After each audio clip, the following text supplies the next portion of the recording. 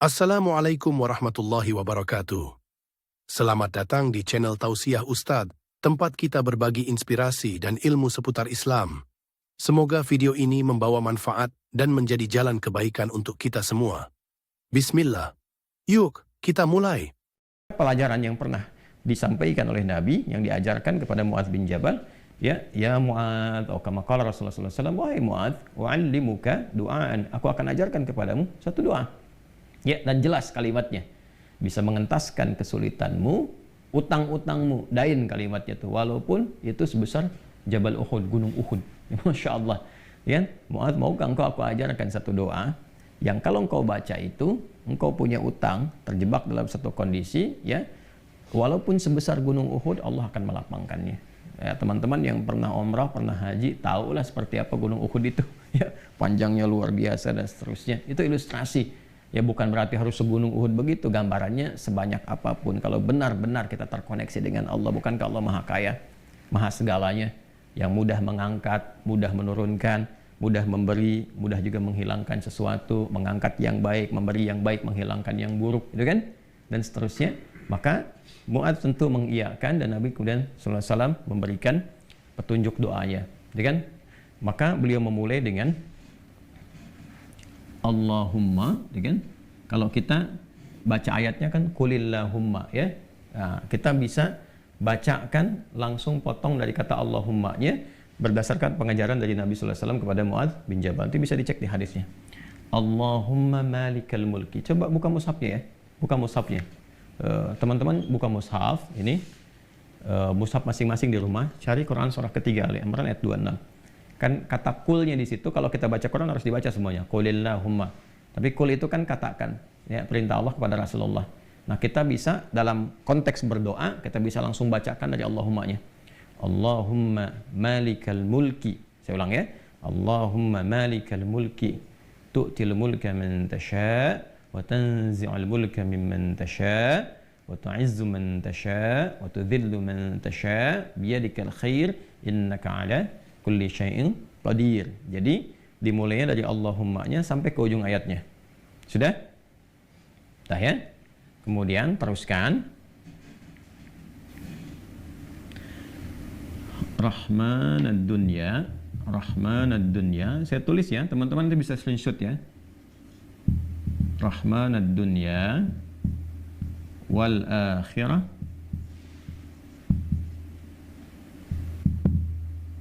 Rahmanad dunya wal akhirah wa rahimahuma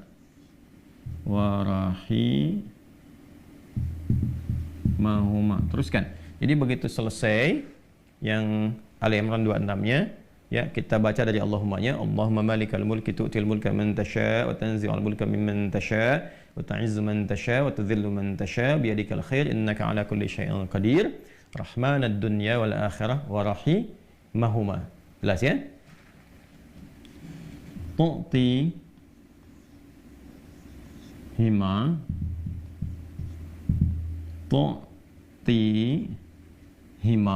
itu kan? Man tasha'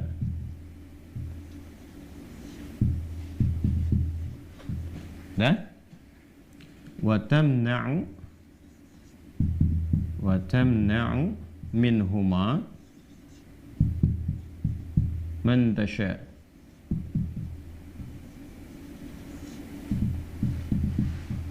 Dah? Sudah? Rahmanad dunya wal akhirah wa rahimahuma. Asalnya ya Rahman, ya Rahmanad dunya wal akhirah. Karena kita ingin cepat. Biasanya kan orang memohon tuh kalau punya utang pengen cepat dilepaskan kan? Maka caranya biasanya dilepaskan huruf ya-nya dan menunjukkan ini fathah untuk menunjukkan ada ya sebelumnya. Asalnya ya Rahmanad dunya wal akhirah. Kita percepat supaya kita minta sesuatu dipercepat. Rahmanad dunya wal akhirah wa rahimahuma. Tu'tihima man tasha' wa tamna'u minhuma, ya kan? Man tasha'. Allahumma malikal mulki tu'til mulka man tasha'. Ya Allah yang menggenggam segenap kekuasaan, Engkau memberikan kekuasaan pada siapa yang Engkau kehendaki. Wa tanzi'ul mulka mimman tasha', dan juga mencabut, mengambil kekuasaan dari siapa yang Engkau kehendaki. Wa tu'izzu man tasha', Engkau mengagungkan, mengangkat siapa yang Engkau kehendaki. Wa tudhillu man tasha', dan Engkau bahkan merendahkan di antara makhlukmu yang engkau kehendaki sesuai dengan hukum-hukummu. Biadikal khair, segala ketetapan kebaikan dan segala kemuliaan ada dalam ketetapanmu. Innaka ala kulli syai'in qadir, hanya engkau yang paling kuasa untuk menetapkan segala hal. Rahmanad dunya wal akhirah, ya Allah yang maha pengasih yang sempurna kasihnya dalam urusan dunia dan akhirat. Wa rahimahuma, dan sempurna kasih sayangnya dalam segala urusan dunia dan akhirat. Tu'tihi man tasya, engkau memberi siapapun baik di langit ataupun di bumi kepada siapa yang engkau kehendaki. Wa tamna'u minhum man tasya, engkau pun bisa mencegah apapun terjadi bagi siapapun makhlukmu di langit ataupun di bumi. Jadi kita mengambil dua hal nih, yang baik Allah kasih, dari yang buruk-buruk dicegah, gitu kan? Kemudian ini yang paling indah, aghnini bi rahmatika, ya Allah lapangkan aku. Aghni itu dari kata ghina, aghna yughni, aghni asal katanya dari kata ghina, sesuatu yang lapang dari segi harta, kayakan. Kadang diambil majas untuk mengayakkan hati. Di sini maksudnya ke materi. Kayakan aku ya Allah, berikan aku kecukupan yang melapangkan aku, ya kan, dari urusan-urusanku. Maksudnya ini terkait hutang. Bi rahmatika, dengan rahmatmu. Ya ini bahasanya indah sekali. Ini balaghahnya tinggi banget ya. Ya kalau kita ambil ke bahasa kita kan begini. Ya Allah, yang paling sayangkan engkau, yang paling punya kan engkau, yang menguasai dunia dan akhirat kan engkau, yang memiliki kebaikan kan engkau, yang mencegah dari segala yang sulit pun kan engkau, yang punya solusi semuanya engkau. Maka dengan kepasrahanku kepadamu dan pengakuanku atas semua rahmat dan kekuasaan keagungan yang engkau miliki, aku memohon dengan rahmatmu, dengan kasihmu, hanya engkau yang sayang ya Allah, yang bisa menyelesaikan urusanku. Ya, dan dengan rahmatmu aku mohon yang bisa melapangkan keadaan hartaku untuk melunasi utang-utangku. Kalau aku memohon kepadamu saja dengan segala kasih sayangmu, kepada sifat sayangmu, ya kan? Kalau aku memohon dengan segala sayangmu belum kau kabulkan, maka kepada siapa lagi aku mesti mohon? Sedangkan kau yang paling sayang kepadaku. Kalau yang paling sayang saya tidak memberi, lantas kepada siapa saja? Ya, kepada siapa lagi aku mesti memohon? Maka aku mohon ya Allah, lapangkan keadaan diriku dengan sayangmu itu, sehingga aku tidak memohon dan meminta lagi kepada selainmu. Ini ya, aghnini bi rahmatika an rahmatin man siwak. Ya Allah, semua orang sudah mengatakan gak bisa, ini gak mungkin, ini gak mau, itu tidak. Maka aku memohon kepada yang paling sayang kepada aku. Kalau kepada yang paling sayang saya belum dikabulkan, lantas kepada siapa lagi aku mesti meminta? Mohon lapangkan diriku dan berikan aku kekuatan, sehingga dengan rahmatmu aku tidak meminta kepada siapapun selainmu. Ini indah banget nih kalau kita turunkan dalam bentuk pemaknaan yang balaghahnya. Ini teman-teman doanya. Ya. Setelah itu akhirnya dengan Al-Fatihah. Fatihah itu pahalanya banyak banget, kan? Di antara namanya selain pahala itu juga ada fungsi-fungsi fadilahnya, keutamaannya. Ya, apa di antara fungsi keutamaan fadilah itu disebut juga dengan Al-Kafi, Asy-Syafi, yang mencukupkan segala hal. Itu kan? Yang dengan izin Allah bisa menyembuhkan, karena intisari Quran itu ada di Al-Fatihah. Maka diakhiri dengan Al-Fatihah, kemudian setelah itu tutup dengan salawat. Tutup dengan salawat. Dan nanti ada hadis lain yang mengajarkan kaitan antara hutang dengan memperbanyak salawat kepada Nabi Muhammad SAW. Ya.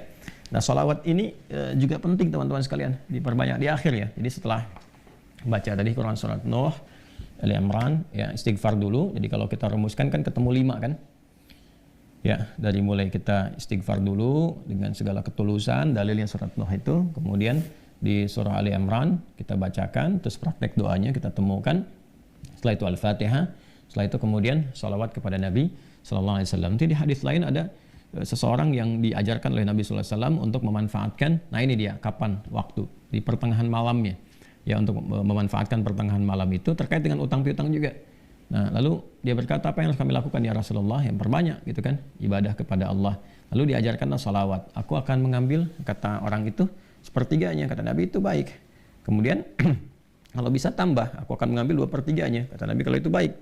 Lalu kalau bisa tambah, aku akan mengambil keseluruhannya. Ketika orang itu menghidupkan salawat di akhir-akhir malam itu, ya maka Nabi SAW langsung berkomentar, kama qala Rasulullah SAW, maka Allah akan mencukupkan, bahkan melebihkan apapun yang kamu rasakan gitu ya, yang kamu hadapi. Nah, itu beberapa ulama menempatkan bab itu dalam pengantasan utang piutang. Jadi kalau kita temukan, ketemulah kemudian di sana 5 bagian, yang kelimanya ditutup dengan keadaan ini kapan, yaitu waktunya tengah malam, dan ditunaikan diawali dengan sholat dulu untuk mengoneksikan diri kita kepada Allah Subhanahu wa taala. Jadi kalau Anda bertanya kapan ini dibacakan, Ya, saya ulangi kapan ini dibacakan.